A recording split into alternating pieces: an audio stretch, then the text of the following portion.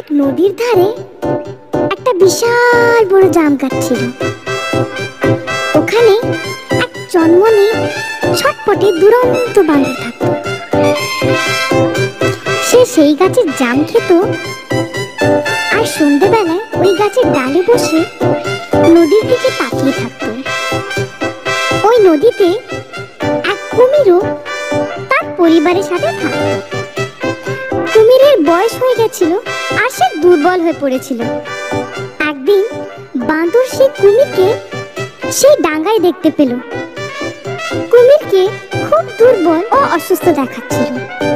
বাঁদর গাছে বসে বসেই কুমিরকে বলল, কি হলো কুমির ভাইয়া, সব ঠিক আছে তো? তোমার দেখে খুব অসুস্থ মনে হচ্ছে গো। হ্যাঁ, আর কি বলবো তোমায় বাদর ভাই, আমি যা কিছু শিকার করি আমার বউ বাচ্চা সবই শেষ করে দেয়। আমার তো আর কিছু খাওয়াই হয় না।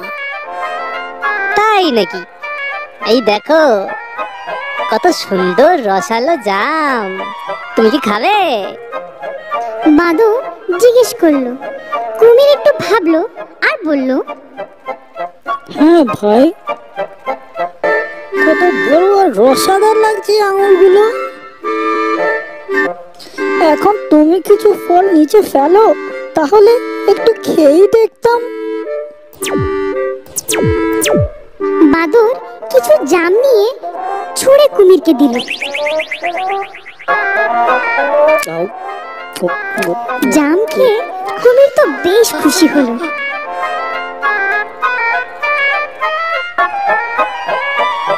সেরকম ভাবে রোজ বাঁদরের কাছে আসতো জাম খাবে বলে। বাঁদর আর কুমিরের বেশ বন্ধুত্ব হয়ে গেল। একদিন কুমির তার বউয়ের জন্য কিছু জাম নিয়ে গেল।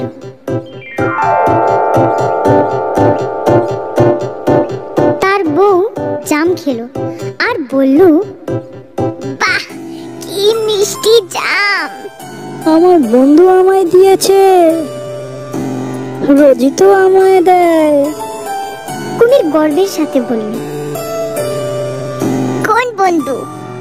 ওই বাঁদরটা না, যার প্রশংসা করতে তুমি ক্লান্ত হও না? কুমিরের বউ একটু হেসে জিজ্ঞেস করল, হ্যাঁ হ্যাঁ হ্যাঁ, ওই বাঁদরটা আমার বন্ধু। কুমির উত্তরে বলল, এই জামগুলো এত মিষ্টি, তাহলে রোজ এই জাম খাওয়া বাঁদরের কলজেটা কত মিষ্টি হবে। তুমি কি বলছো এটা?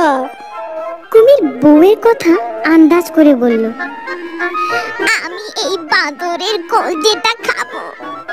বউয়ের কথা শুনে কুমির ভয় পেয়ে গেল। এটা তুমি কি বলছো? এই বাঁদরটা আমার বন্ধু, আমি ওর কলজে তোমায় কিভাবে খেতে দিতে পারি? কুমির বউয়ের কথা ফেলে তো দিল, কিন্তু বউ আরেকটি ফন্দি আটলো। 2-3 দিন সে কিচ্ছু বলল না। কুমির রোজ বাঁদরের কাছে যেত আর দুজনে মিলে গল্প করত আর খেলা করত। আর কুমির রোজ কিছু জাম বাড়ির জন্য নিয়ে আসতো। আর একদিন কুমির ঘরে এসে দেখলো তার বউ নদীর ধারে অসুস্থ হয়ে পড়ে আছে। এ কি হলো? কুমির চিন্তিত হয়ে জিজ্ঞেস করলো, আরে আমার অবস্থাটা খুবই খারাপ, আমি খুবই অসুস্থ হয়ে পড়েছি, আমার শরীর একদম ঠিক নেই। তো আমি এখন কি করতে পারি? কি করে তোমার এই সমস্যার সমাধান করা যেতে পারে? কুমির বউয়ের জন্য তো বেশ চিন্তায় পড়লো। এই সমস্যার একটাই সমাধান আছে, যখনই আমি ওই বাঁদরের মিষ্টি কলজেটা খাবো তখনই আমি শক্তিটা পাবো। এটা তুমি কি বলছো? তুমি কিছু অন্য উপায় বলো। কুমির তার বউয়ের অবস্থা দেখতে পাচ্ছিল না, কিন্তু বাঁদরের কলজে কি করে নিয়ে আসবে? আমি সত্যি বলছি, এই দুর্বলতার একটাই উপায় আছে। আমাকে ওই বাদরের কলজেটাই ঠিক করতে পারবে। যদি তুমি আমায় সুস্থ দেখতে চাও তাহলে তুমি আমায় এনে দাও। এখন তো সবই বিগড়ে গেল। কুমির তার বউয়ের জন্য বাদরের কলজে আনা ছাড়া আর কিছুই মাথায় আসছিল না।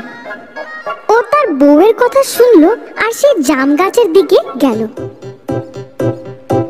ও চলে যেতেই কুমিরের বউ নিজের মনে হাসতে হাসতে বলল, বাহ বাহ বাহ, এই ফন্দিটা তো কাজ করলো বেশ। বাহ বাহ, এই বাদরের মিষ্টি কলজিটা খেয়ে কতই না শান্তি পাবো আমি।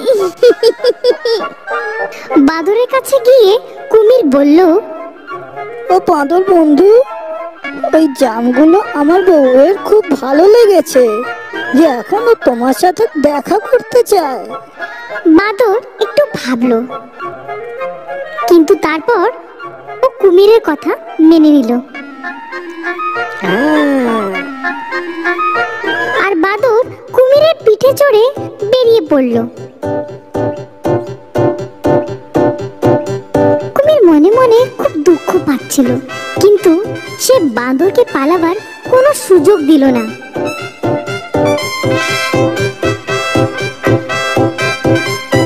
নদীর মাঝখানে পৌঁছাবার পর কুমির বাঁদরকে সবকিছু খুলে বলল। বাঁদরের খুব দুঃখ হলো, কিন্তু সে চালাকি দিয়ে কাজ করলো। ও বলল, আরে কুমির ভাইয়া, এই কথাটা তুমি যদি আমাকে আগে বলতে, আমি তো আমার কলজেটা ওই জাম গাছে ফেলে এসেছি। এখন তো আমাদেরকে ওটা আবার আনতে হবে। এটা শুনে ওই কুমির বাঁদরকে জাম গাছের কাছে নিয়ে এলো।